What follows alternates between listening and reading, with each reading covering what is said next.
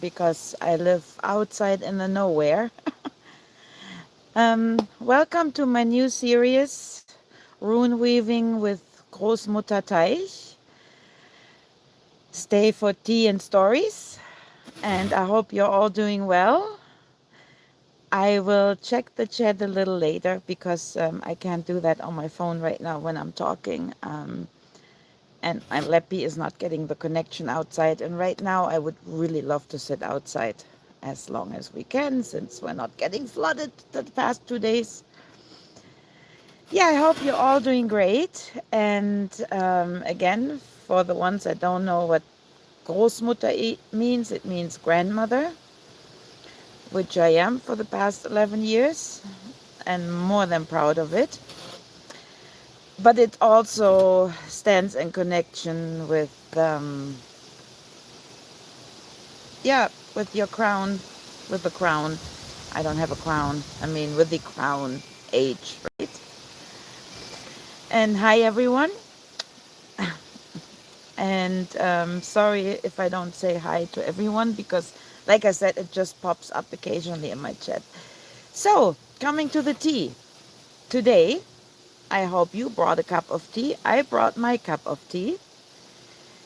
And today I decided to make a lavender tea. And yeah, I just really love it. And it's not only very relaxing, that tea, and I gotta take a sip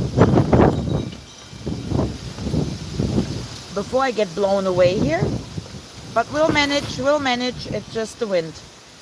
Um, phew.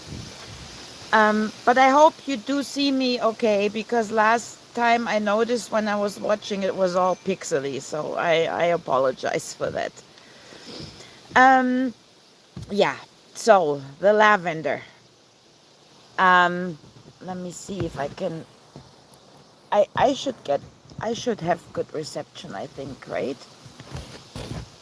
So, um, so okay, great. Thank you. um, so lavender tea we all know is relaxing, and we know it's very, very calming, and bath salts, or if you make your own bathing foam soap, or in teas, it's relaxing. If you put a little sachet under your pillow, you know. But actually, it's also good for asthma. It's very good for asthma. So, uh, sorry, I'm just trying to stand my phone again. Sorry. Um, so yeah, it's very good for asthma. So because the reason why is if we in stress, if we don't calm down, we have difficulties breathing, and breathing is life, as we know. And I don't mean that just we need oxygen. I mean that breathing helps us in many different ways, also to release panic attacks and stress, calm us down, bring us back in balance if we're nervous or so. So it works wonderfully with the lavender in one, right? And also it connects you very much with the universe if you do some cleansing work, because obviously it's a good plant if you do some smudging with it. The spirit of this plant will, of course, eliminate negative energy and works together with the universal energy, right? With the force. So that's why it's one of my favorites too. And I'm going to take another sip. I know last time I had my glass cup, but this is my favorite teacup. So yeah. And last time I spoke a little bit how the runes called me, and today I want to continue how the first plant called me, because it's part of my path. Because many people ask, how did you get there? What happened? Did you visit webinars, seminars, or whatever? No, I didn't. Not one. all hard school learning, let me tell you. So it's not all love and light out there, I tell you this. And I don't do that anyways. So for this, I want to just read a little bit out of my book, and then I will get into it a little more. All right? So, because other than that, it repeats. So, um, yeah, after all, I went some different paths, and I will get into this. I began to wonder if kitchen herbs might have gifts beyond flavors. I started studying the healing properties, and I know what many of you were thinking. Yes, I tried many things on myself, and no, I did not die. My friend, who I met before, wanted me to work with herbs and trees, and I should pick one plant and stay with it for weeks or months. So I didn't know exactly what that meant. Um, because I had a friend who was raised with ancient knowledge.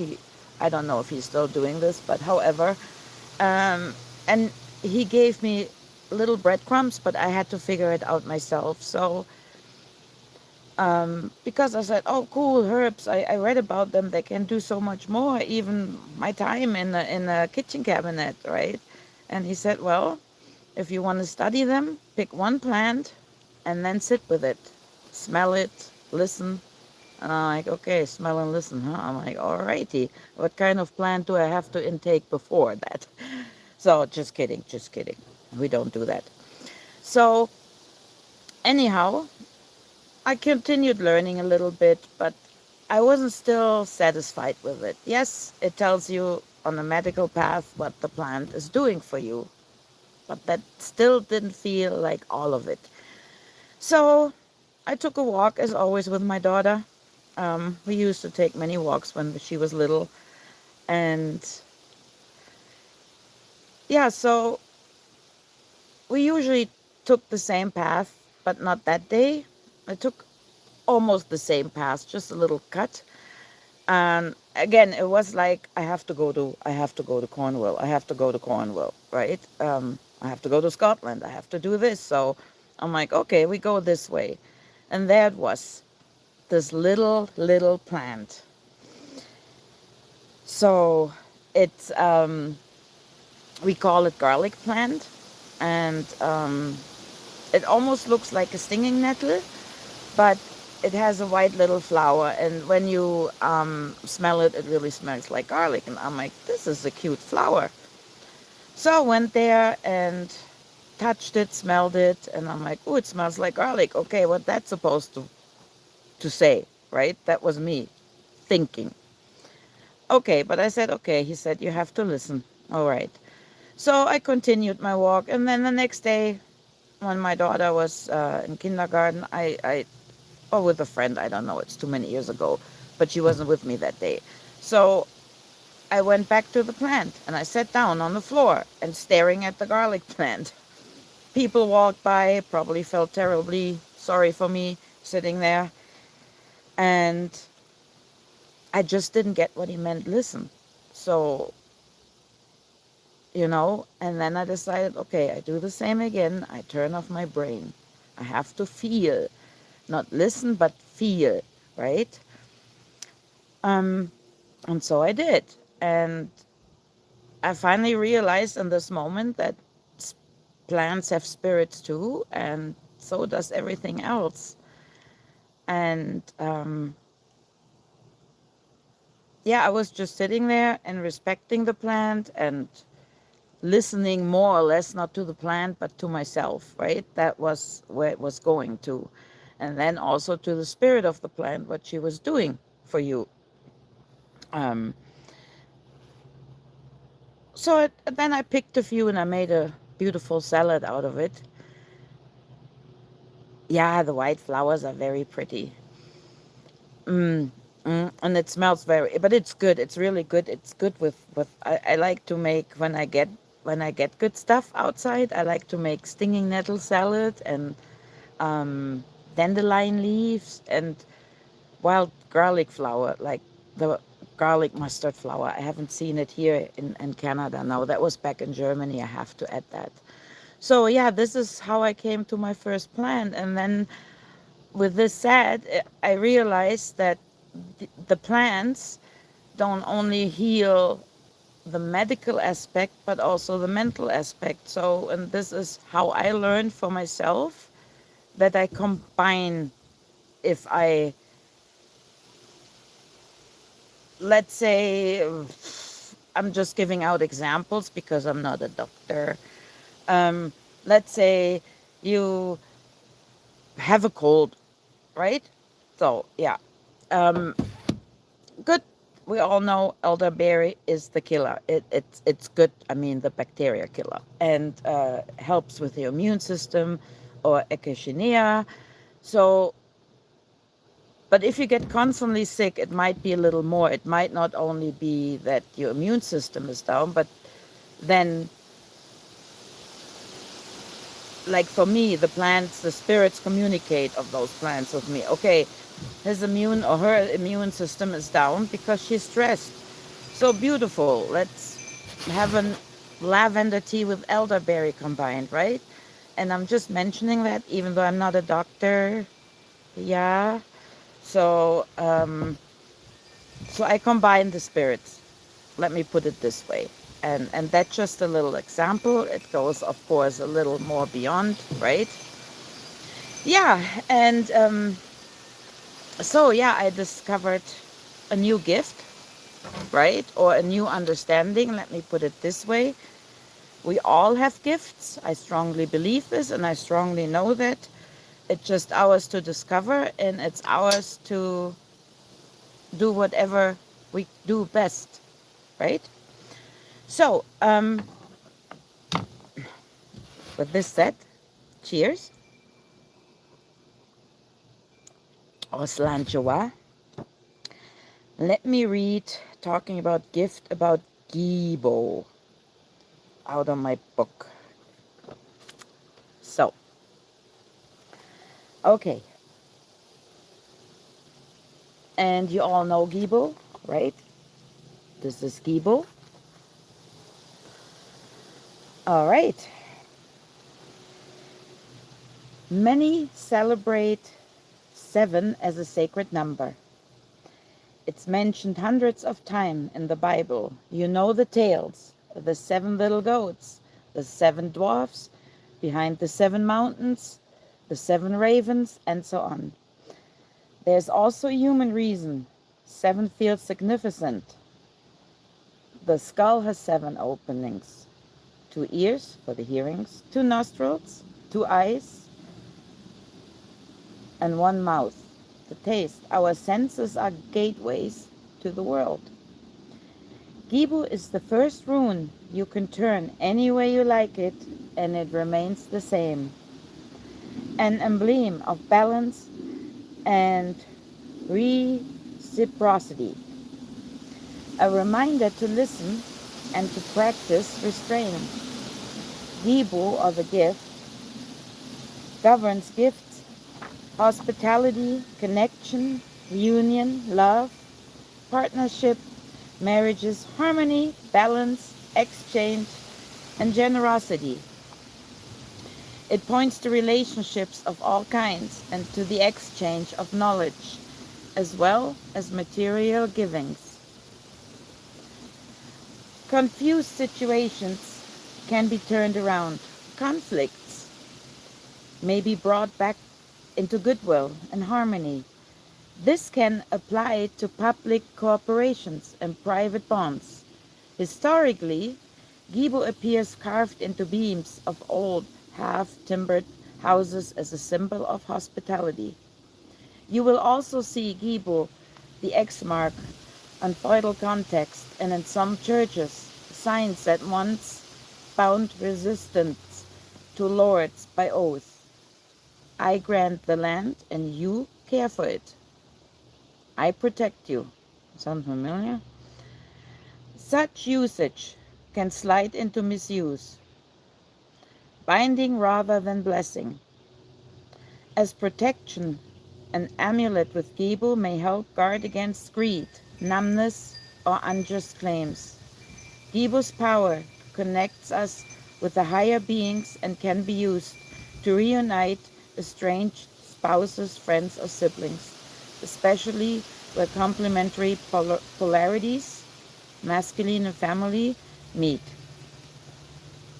but only when guided by clear will. Beware exploitative rituals that harm seekers. Such acts distorts Gebu's true current, as we maybe experience right now. But with this said, you might maybe understand the gift, right?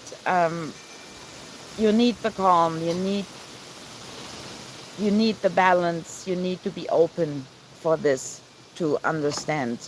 And it takes time. I'm not saying I just sat there and all of a sudden, yay me, right? And I'm still learning. And same with the runes. They speak to me different every time. It's where I'm like, at times, what are we doing now here, right? Or with the plants. So it's all about the balance. Do the right thing with it. Like I always said, energy is neutral. It's just what you do with it. So, and if you do something nasty or harmful to someone, well, you know, that's where you want to go, and that's what you're going to get back. And I don't like to misuse any kind of negativity or the energy to influence anyone, anything, you know. And with this said, with partnerships, you know, you need room in between. You need to give your partners room and space. Or friendships goes for, I'm not talking just of relationship partners. I'm talking also about friendships. They need room. They need trust. And you can't manipulate, right? I mean, yeah, you could if you're really good with it and you want to manipulate. But do you want to manipulate? Do you want to pretend friendship? You know what I mean? You know where I'm going with this. So, yeah, that was it. I don't know if you maybe have some questions for me. I will go and read the chat now. So, let me see if I see anything. Sorry, I apologize if I look like I don't know what I'm doing. I don't know what I'm doing right now. Because now I'm looking on my laptop and I want to see all. So, yeah, I hope you liked my little story. I will be back again in 2 weeks. And if you have some questions, I don't even know. The last one I see here is post. In case it didn't update, I apologize very much here.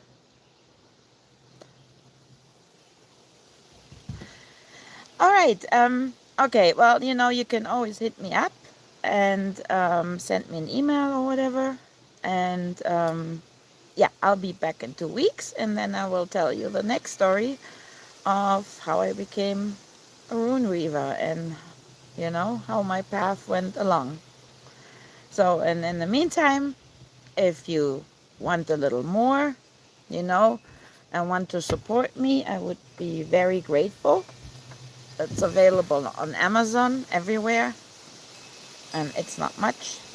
So, yeah, I will see you all in around 2 weeks, and I will make sure I post enough before. And you all have a lovely evening. I thank you for sharing the tea with me. And let's see what tea we're going to have next time.